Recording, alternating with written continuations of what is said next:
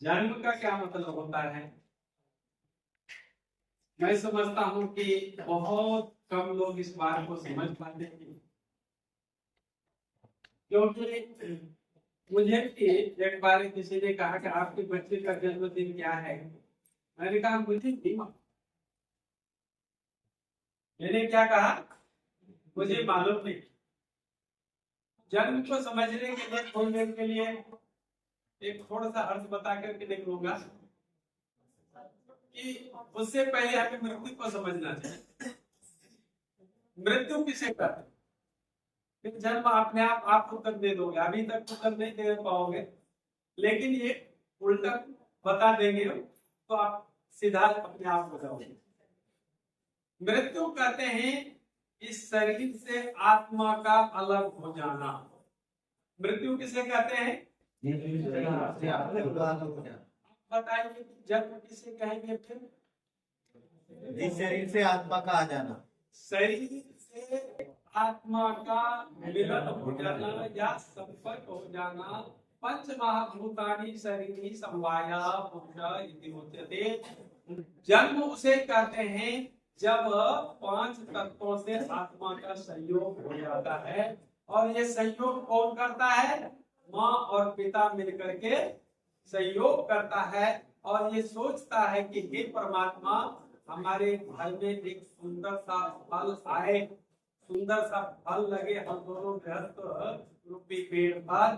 जब फल लगाने की प्रयत्न करता है कई बार, तो किस कौन सा प्रयत्न सफल हुआ ये माँ बाप को जब पता नहीं होता तो जन्मदिन हम मनाएंगे। गलत नहीं है बाबा? अब थोड़ा सा मैं बताता हूँ। मराठी में बड़ा सुंदर ये शब्द है, वाढ़ दिवस। क्या कहते हैं? ये वाढ़ दिवस तो हो सकता है, लेकिन जन्मदिन नहीं हो सकता। ये समझने का भेद है। वैसे खुशियों में हमें बाधा डालना नहीं करना चाहता हूँ। आप इस चीज को समझे, और ये बहुत बड़ा चीज है। इस पर मैं थोड़ा बोलना कम चाहूंगा क्योंकि ये बहुत गहन विषय है। तो आइए, दूसरा जो पहलू है कि हमें हमारी बुद्धि पवित्र होनी चाहिए। और हम पवित्र बुद्धि से क्या, हमें हमारे भ्राता जी संदेश दे रहे थे, परम पिता परमात्मा की महिमा का गान करना। यह था ईश्वर की महिमा का गान करना, भगवान की महिमा का गान करना। भगवान करते, भगवान को जानेंगे कैसे? जब तक जानेंगे नहीं तब तक उपासना या उसकी भजन या भक्ति करेंगे कैसे? बहुत सुंदर बात है। ईश्वर की उपासना करनी चाहिए, भक्ति करना चाहिए, तन मन धन से उनके गुणों का वर्णन करना चाहिए, महिमा का गान करना चाहिए, लेकिन उनके स्वरूप को जाने बिना करेंगे कैसे? लोग मंदिरों में जाते हैं, मस्जिदों में जाते हैं, जाते हैं और वहां पर भगवान का घर समझते हैं और वहां पर तालियां बजाते हैं, महिमा को गाते हैं। मैं समझता हूँ कि वो गिरजाघर में वो विशिष्ट व्यक्ति नाम का जो भी व्यक्ति हो उसका करते हैं। जब मंदिरों में जाते हैं तो वहां की मूर्तियां रहती है, उसका आप गान करते हैं। भगवान का नहीं होता, ईश्वर का नहीं होता। इसलिए सबसे पहले हमें ईश्वर को जानना चाहिए, ईश्वर कैसा, उसका स्वरूप कैसा है, फिर आप कर सकेंगे। फिर आप कर सकेंगे। क्या कर सकेंगे? कर सकेंगे उस तरह से मान करके जब उसकी महिमा का गान करेंगे। क्योंकि आप लोग एक वाक्य जानते हैं कि जब कण कण में, संसार के जर्रे जर्रे में परमात्मा का वास है, इस रूप में अगर करते हैं कि हे कण कण में निवास करने वाले, हमारे हृदय में निवास करने वाले वो प्रभु, हमारा बहुत बहुत धन्यवाद जो आपने सृष्टि कितनी सुंदर सृष्टि को रचाई है। उस सृष्टि के माध्यम से उनको देखा जा सकता है। अगर इन आंखों से देखें तो वो जो जर्रे जर्रे में व्यापक है उनको इन आंखों से नहीं देख सकते। अगर इन आंखों से देखा जाता होगा तो जिस व्यक्ति के नेत्र नहीं है वो व्यक्ति कैसे देखेगा? उसके लिए अंतःकरण जो है, हमारे अंतःकरण उनको अनुभव करता है, आत्मा से अनुभव करता है, आत्मा से वो देखा जाता है, ना कि इस शरीर से। ये तो पांच तत्वों के अवयव, पांच तत्वों से मिलकर बना है, इन तत्वों से नहीं दे सकता। तो किसी ने कहा कि हे ऋषिवर, आप ईश्वर के स्वरूप को तो बताइए, ईश्वर का स्वरूप का क्या है? मंदिर मंदिर मूरत तेरी, फिर भी ना देखी सूरत तेरी। मंदिरों मंदिरों में भटक रहा हूं, फिर भी तुम्हारी सूरत नहीं दिखाई देती है। एक ईश्वर, तुम बताओ कि आप हो कैसे, कहाँ और क्या स्वरूप है आपका? हम इसको मूर्तियों में जाकर के देखते हैं। यहाँ वेद के 33वें अध्याय का दूसरा मंत्र है, ये क्या कहता है कि न तस्य प्रतिमा अस्ति यस्य नाम महायश। वो बहुत बड़ा नाम वाला है, बहुत बड़ा यश वाला परमात्मा है, जिसकी कोई प्रतिमा नहीं होती। जब जंगल जंगल में व्याप्त है तो उसकी प्रतिमा बनाएंगे कैसे? क्यों, वो दिखाई तो नहीं पड़ता। प्रतिमा उसकी बनती जो दिखाई पड़ती है, जो आकृति वाला है, जो आकृति वाला नहीं है, सर्वव्यापक है, जो सबके अंदर व्याप्त रहता है। भगवान श्री कृष्ण गीता में कहता है कि जो मुझे सर्वव्यापक नहीं समझता, मुझे जर्रे जर्रे में मुझे व्यापक नहीं समझता, जो मुझे अजन्मा नहीं समझता, जो जन्म लेने वाला नहीं है, वो प्रतिनिधि कर रहा है इसका, जो नहीं समझता है वह मूर्ख है। परमात्मा कहाँ है फिर? तो वही गीता में कहा कि ईश्वर सर्वभूतानां हृदये तिष्ठति अर्जुन। हे अर्जुन, वह तो परम पिता परमात्मा सबके हृदय में। कहाँ देखोगे, देखने चाहते हो वहां जाते हैं, इस मंदिर में उस मंदिर में कहीं जाने की जरूरत नहीं। अगर उनकी महिमा का गान गाना है तो अपने हृदय को उसको समझिए, वो हृदय में है। अपने अंतःकरण को पवित्र कीजिए, आपका हो जाएगा। तो हृदय को पवित्र कैसे करेंगे? कहते हैं कि आहार शुद्ध सर्व शुद्धि। आहार जब हमारा शुद्ध हो जाएगा तो हमारे अंतःकरण शुद्ध हो जाएंगे, जहां पर परमात्मा और आत्मा का अधिवास। लेकिन दुर्भाग्य इस बात की है कि आहार हमारा शुद्ध नहीं है तो परमात्मा का गुणगान कैसे करें, कैसे हृदय के अंदर उसको जान पाएंगे, देख पाएंगे। आज हम अंडे खाते हैं, आज हम मांस खाते हैं, मछलियां खाते हैं, जो न खाने के पदार्थ हमारे लिखे हैं ईश्वर में, उस चीज को हम खाते हैं। तो भारत ईश्वर दर्शन देगा? ईश्वर के बनाए हुए प्राणी नहीं है क्या? मांस में जो खाते हो प्राणियों के, वो प्राणी हमारे प्रभु का बनाया हुआ नहीं है क्या? उनके अंदर ईश्वर नहीं है। फिर उनको अगर अपने देखिए, दो बच्चे हमारे, एक बच्चे को कोई मार करके दूसरा बच्चा खाए, वो पिता खुश होगा? मुझे बताइए। वो परम पिता परमात्मा है। अगर हम ऐसा गंदा हम अपने हृदय को रखते हैं, वो परमात्मा कैसे दर्शन देगा? उसके महिमा का आप गान कैसे करोगे? वो कैसे खुश होंगे? इसलिए इस बात को हमें समझना चाहिए कि हमारा जब तक भोजन अच्छा नहीं होगा तब तक हमारा अंतःकरण पवित्र नहीं होगा।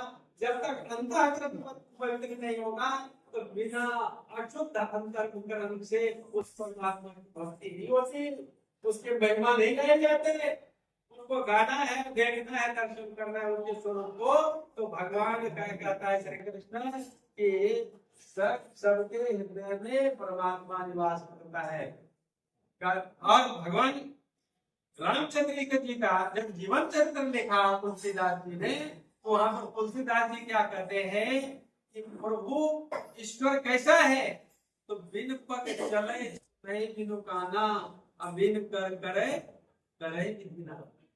वहां स्पष्ट कहा, तुलसीदास जी ने भी लिखा कि बिना कान का वह सुनता है, बिना आंख का देखता है, बिना हाथ का करता है।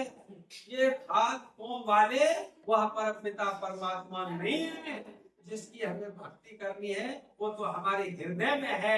और जितनी संसार के अंदर मूर्तियां हैं, जिनकी भी आप लोग पूजा करते हो, उनको तो आंखें भी बना देते हैं, चलो पत्थर की भी है तो पत्थर की आंख बना देते हैं, कान बना देते हैं, नाक बना देते हैं, सिर बना देते हैं।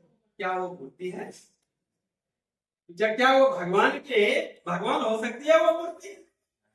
मूर्ति भगवान तब बनती है, भगवान अगर भगवान के रूप में जानना चाहते हैं, अपनी इन आंखों से अगर देखना चाहते हैं ईश्वर को, उस मूर्ति को पूजा करना चाहते हैं, तो मूर्ति शब्द संस्कृत का, मूर्ति शब्द किस भाषा का है? संस्कृत भाषा का है। जैसे कि जन्म का अर्थ मैंने आपको बताया, शायद ऐसे पहले कभी आपने ना सुना हो। आप यही जानते हो कि जब संसार में जब जिस दिन जन्म लिया माँ के गर्भ से, उस दिन ही उनको जन्मदिन कहते हैं। जन्म क्या, उससे पहले वो जन्मा हुआ नहीं है क्या? उनके अंदर जीवात्मा है ही नहीं क्या? पेट के अंदर वो क्या भरा हुआ जिंदा है? क्योंकि जब 5 तत्व से उनका मिलन हो जाता है आत्मा का, तभी उसका जन्म हो जाता है और माता पिता दोनों मिलकर मिलन करते हैं। तो इस चीज का पहले नहीं जानता हूँ, उसी तरह से मैं आज इस अर्थ करता हूँ, मूर्ति का बताता हूँ कि अगर इन आंखों से ही भगवान के स्वरूप को देखना चाहते हो, उनकी महिमा का गान करना चाहते हो, तो वो कहते हैं कि मृग प्राण त्यागे, इस धातु से मूर्ति शब्द बनता है, जो प्राण छोड़ना चाहता है। अब बताओ, आप जिन मंदिरों में जाकर के पूजा करते हो, वो प्राण छोड़ना चाहता है क्या? वो मरना चाहती है मूर्ति?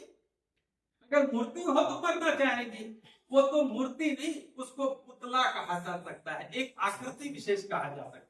याद रखिएगा, मूर्ति पूजा का खंडन नहीं कर रहा हूँ, मूर्ति पूजा सही रूप में कराना सिखा रहा हूँ। मूर्ति पूजक बनिए, अगर बनना है तो। वो कब होता है? जब माँ पिता वृद्ध हो जाते, देखिए काफी लाठी लेकर के बैठे, अब इनको उसकी जरूरत है। जब थोड़े दिन और आ जाएगा ना, जब कहेंगे बाबा आप कैसे हो, बस पंडित जी अब भगवान हमें ले चले तो अच्छा, ठीक है जी। जब दुख होने लग जाता है, अंग दुखने लग जाता है, जिस माँ बाप ने जन्म दिया, जिस आचार्य ने गुरु ने पढ़ा लिखा करके उनको जीवन की पद्धति को सिखाया, ऐसे जब बुजुर्ग हो जाते हैं, वृद्ध हो जाते हैं, अपना काम अपने से नहीं हो पाता है।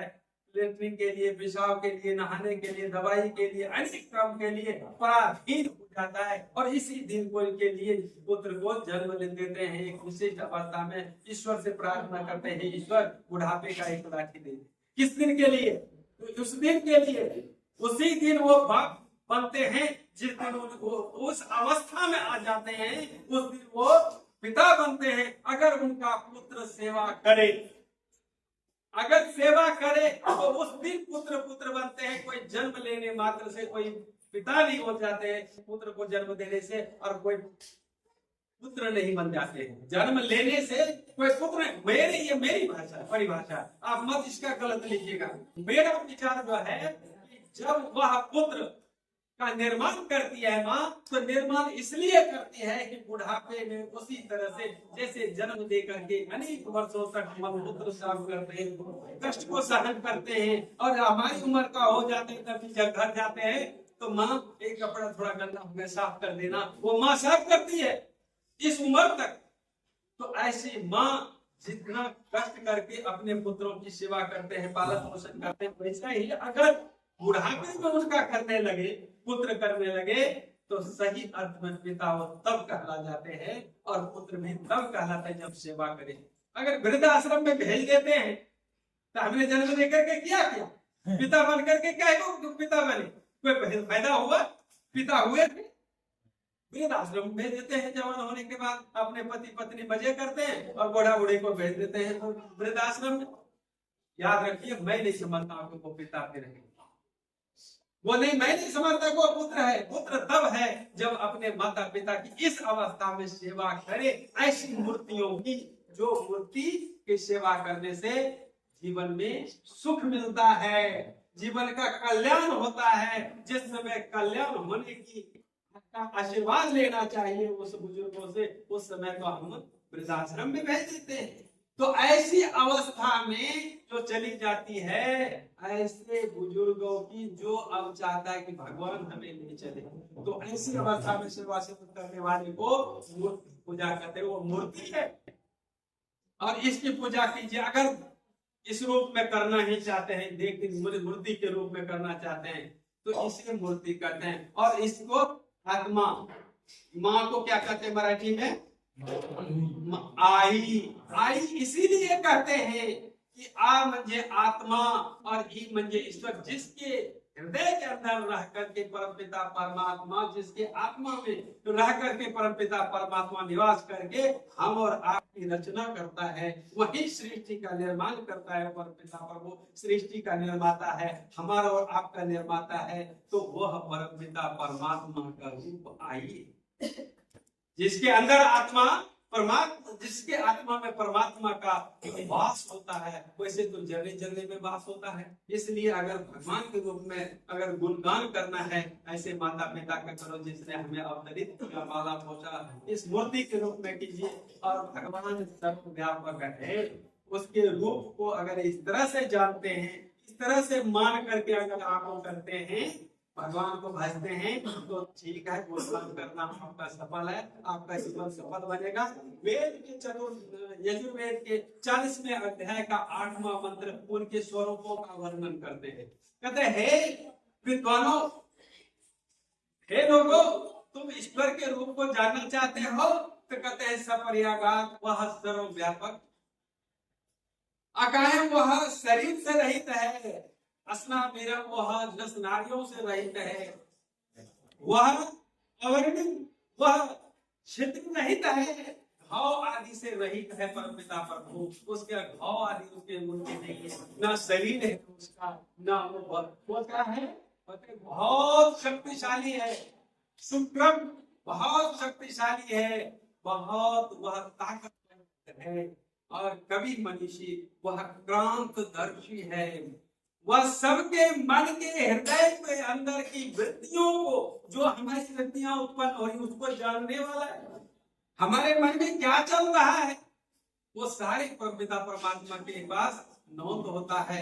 वह परमपिता परमात्मा जर्रे जर्रे में विभाग व्यापार है, क्योंकि कोई माँ नहीं होती, कोई पिता नहीं होता, वह स्वयं वो है। यथा तथितो वह यथार्थ भाव से शाश्वत, अर्थात प्राचीन काल से, अनादि काल से इस प्रजाओं की रचना करते हुए आ रहे हैं। और इन प्रजाओं के लिए, इन प्रजाओं के लिए क्या करते हैं? अर्थान व्याधात सभी प्रकार के पदार्थों की रचना करते हैं। ये स्वरूप वर्णन किया है। तो इन स्वरूपों को अगर समझ करके हम अगर स्तुति करते हैं, उपासना करते हैं, तो भ्राता जी कितना सुंदर भजन, हम तो बहुत गदगद हो रहे थे। और एक आज सुनाते अच्छा रहा, पर मैं तो इन्होंने थोड़ा सा मेरे लिए कट कर दिया कि नहीं, आचार्य जी का भी कुछ विचार होना चाहिए।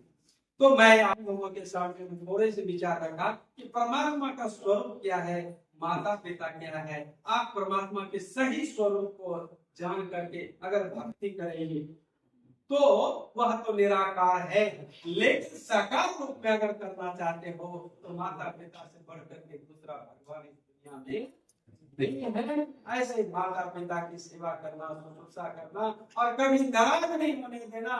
जिस दिन माता पिता के आंख से आंसू टपकेंगे, याद रखना उस दिन पुत्र का और पुत्र बंधु का पुण्य क्षीण होना शुरू हो जाता है, पुण्य नष्ट होने लग जाता है, वह दुख सागर के ओर बढ़ना शुरू हो जाता है। याद रखिए, माता पिता दुखी है, पुत्र का और पुत्र बंधु भी सुखी नहीं रह सकता।